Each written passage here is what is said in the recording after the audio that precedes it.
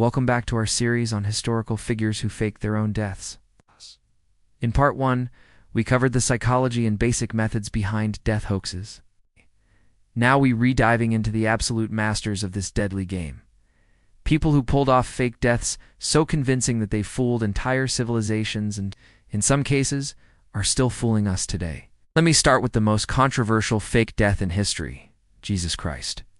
Now, before you start typing angry comments, hear me out. I'm not trying to start a religious war here. From a purely historical perspective, the resurrection story has all the hallmarks of an elaborate fake death scheme. Think about it. A body that disappears from a tomb, conflicting accounts of who found it empty, appearances to followers that could be explained by lookalikes or surviving the crucifixion. And a story that spreads primarily through people who had every reason to want it to be true. The crucifixion itself offers several possibilities for survival. Roman crucifixion was designed to be a slow death through exhaustion and suffocation, often taking days.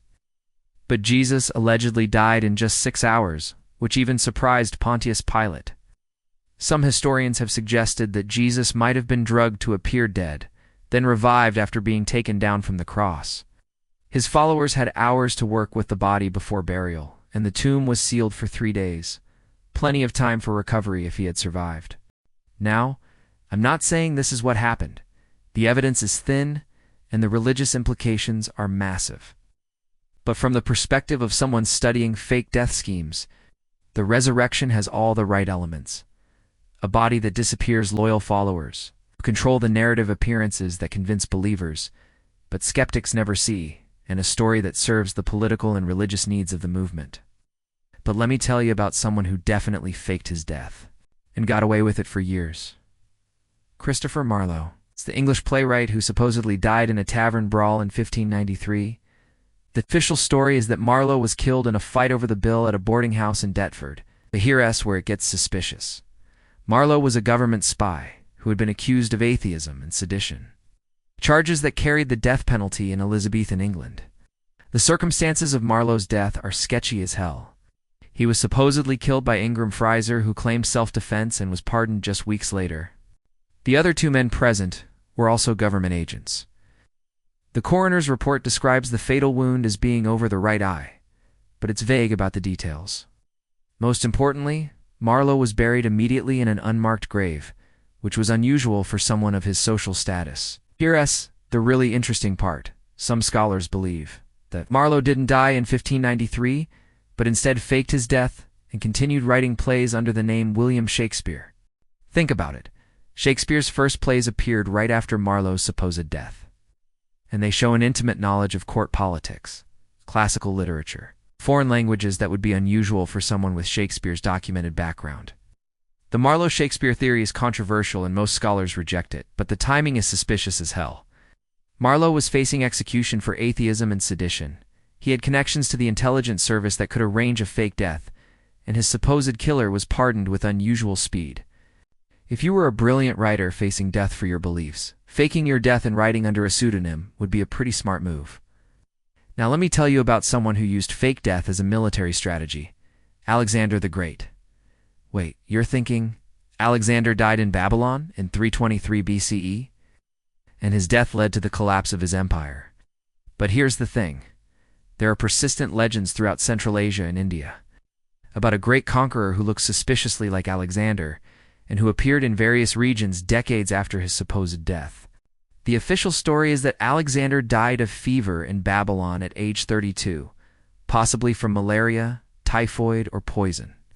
But his body was supposedly preserved so well that it looked lifelike for days after his death, which some historians think suggests he might have been in a coma rather than dead.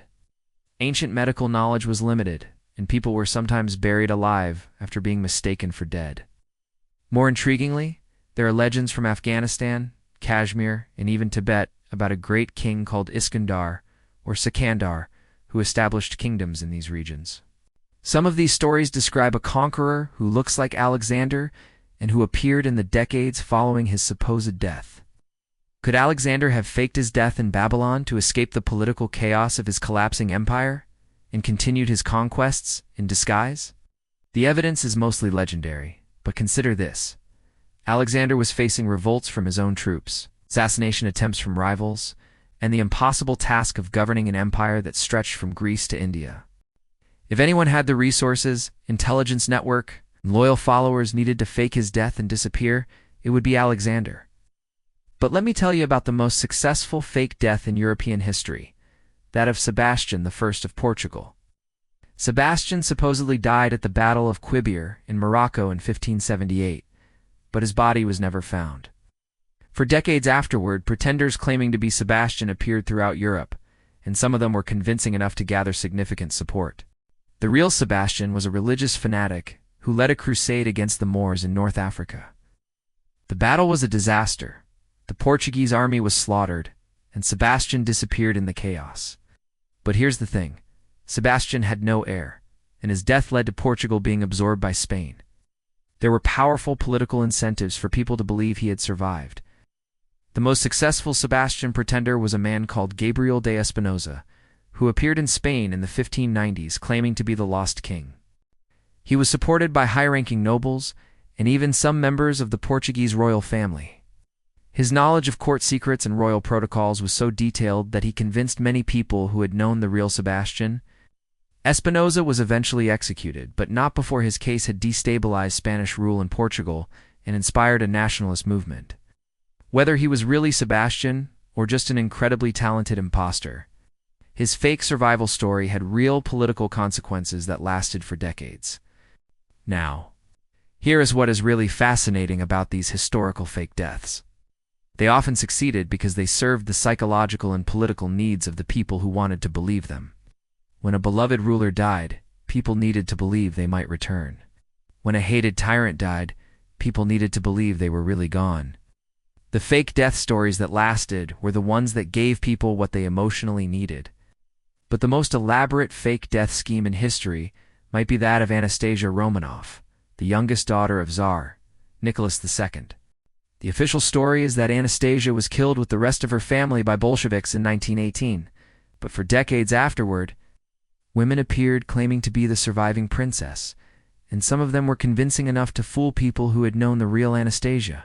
The most famous was Anna Anderson, who spent decades claiming to be Anastasia and fighting legal battles for recognition. She had scars that could match injuries Anastasia might have received. She knew intimate details about the royal family, and she was recognized by some people who had known the real princess. It wasn't until DNA testing in the 1990s that Anderson was definitively proven to be an imposter. But here's the thing that makes these cases so compelling. In the chaos of revolution and war, it was entirely possible for someone to survive when they were supposed to die. Bodies were often disposed of hastily, records were destroyed, and people had every reason to lie about what they had seen. If you were a member of a royal family facing execution, and you had loyal servants willing to help you escape, faking your death might be your only chance of survival. The technology of the time made these schemes possible in ways they wouldn't be today. Without photographs, fingerprints, or DNA testing, identity came down to who recognized you and what you could remember. If you could convince the right people that you were someone who was supposed to be dead, you could literally resurrect yourself. In our final part, we'll explore the modern implications of these historical fake deaths, how they've influenced conspiracy theories, literature, and our understanding of identity itself. We'll also look at some cases where the truth is still uncertain, and discuss what these stories tell us about human nature and our relationship with death.